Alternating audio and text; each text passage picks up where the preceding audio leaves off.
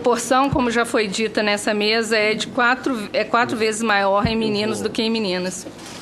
Ao longo das décadas de 70 e 80, o autismo passa a ser visto predominantemente como um distúrbio cognitivo.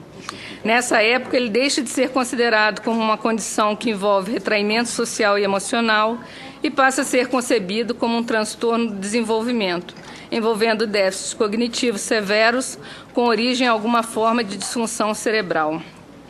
O autismo não é considerado hoje um estado mental fixo, irreversível e imutável, mas o resultado de um processo que pode, ao menos em parte, ser modificado por meio de intervenções terapêuticas.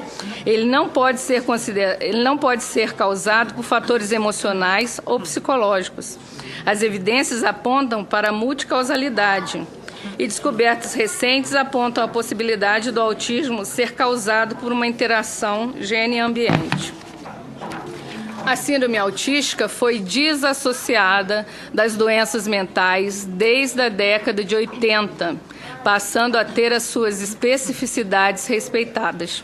Então, aqui eu fiz um pequeno resumo do que é a síndrome e eu realmente vim aqui para falar isso.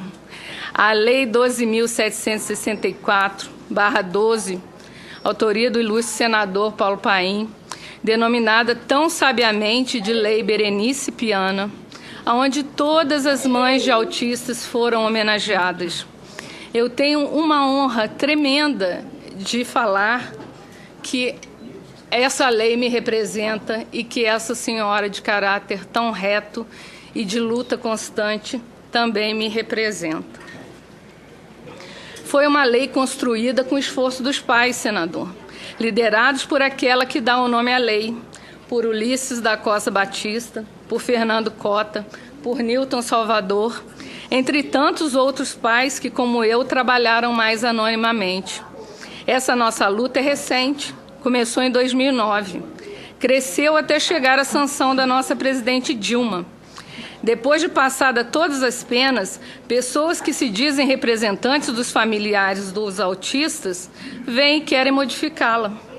E eu pergunto a vocês, se a ABRA comemorou 25 anos de existência, onde estavam seus dirigentes nesses anos todos, que, amparados pelos órgãos governamentais, nem ao menos esboçaram um projeto de lei? Por que só agora, depois de sancionada a lei, aparecem essas entidades querendo impor seus desejos e desejos próprios e, pelo visto, nada parecido com o da grande maioria dos pais? Quantos pais me escreveram, porque a gente tem uma rede social de pais muito grande e intensa, e esses pais me escreveram perguntando o que é ABRA, o que é Abraça,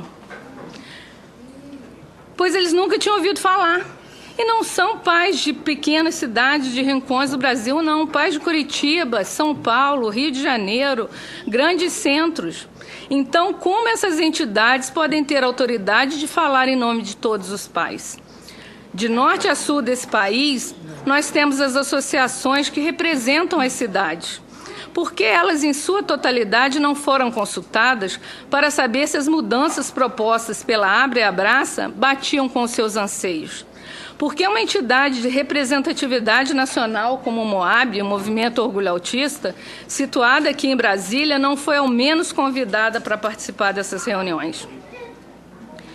Excelências, pais e convidados, não podemos deixar que qualquer interesse escuso, seja ele político, financeiro ou de outra ordem, atrapalhe aquilo que é de direito dos nossos filhos. E, como eu disse lá atrás, está vindo com 70 anos de atraso. Por que nós, pais, não acreditamos em CAPS para o tratamento de uma pessoa com autismo? E aqui eu não falo como uma pessoa leiga que nunca entrou, não. Eu levei meu filho em CAPSI, eu levei em CAPS, e eu não posso dizer que ele teve um ganho durante os anos que passou nesses locais. Ele está há 6 meses num centro de tratamento específico e ele teve melhoras significativas. Então, anos de trabalho em CAPSIS não nos renderam nada. Nós não acreditamos, porque pela Lei Berenice Piana, a pessoa com transtorno do espectro autista é considerada pessoa com deficiência. Para todos os efeitos legais, é pessoa com deficiência. Não somos e jamais fomos preconceituosos em relação às pessoas com doenças mentais ou usuários. Mas, como pais, entendemos que o autista, por ter comprometimento em áreas importantes do desenvolvimento, necessita substancialmente de cuidados psicoeducacionais e de uma equipe multidisciplinar que seja formada e adequada para suas especificidades. E a gente sabe que o CAPS não está de acordo com as especificidades dos autistas. O autista, na maioria das vezes, não compreende e nem tem malícia para entender situações graves que acontecem nos CAPS, como surtos de abstinência, surtos de outras ordens. Uma vez eu estive num CAPS com meu filho e uma moça que tinha esquizofrenia, ela teve um surto sério na frente dele e foi um problema para todos nós, porque para ele e para a moça, porque ele não entendia aquela situação que estava sendo exposta ali. O CAPS, não sei se vocês sabem, é um local de portas abertas, onde o usuário pode entrar e sair a hora que bem entende. Os autistas, ao contrário, necessitam de estruturação e regras definidas. Eles não sabem lidar com imprevistos e os mesmos podem prejudicá-los, levando a comportamentos e surtos inadequados. Jamais postulamos que os autistas sejam melhores ou piores do que as pessoas com doenças mentais ou dependentes químicos. Nós entendemos, sim, que são casos diferentes, com necessidades diferentes. Seria desumano, tanto para o autista quanto para um doente mental, ter os seus direitos expurgados por uma decisão arbitrária, que diz ter ouvido os pais através de duas entidades, que jamais realmente ouviram a maioria dos pais. E, sinceramente, não representam essa maioria. O que eles querem fazer irá atingir pessoas que não podem se defender, nem tampouco escolher para onde podem ir. Mas nós, pais, os familiares, podemos e temos a obrigação de defendê-los enquanto estivermos vivos.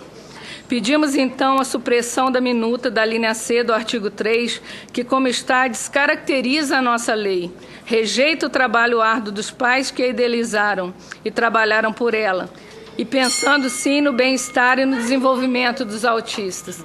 Muito obrigada. Obrigada.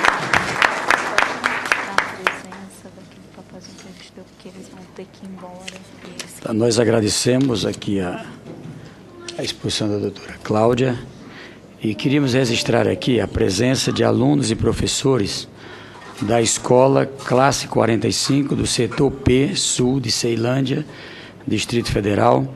Aqui agradecendo a todos que compõem esta unidade, através do diretor Fernando Tiago Santos. Fernando está ali. E também registrar a presença do Tenente Coronel Leite, do Sargento Magalhães, que fizeram o transporte e a alimentação dos alunos também. Bem-vindos. É um prazer também aqui receber os pais. Passamos aqui a palavra para o pai de autista, ativista na causa, José Ronaldo Lopes Ribeiro da Cruz. Bom dia a todos. Bom dia. O senador Wellington Dias, que preside essa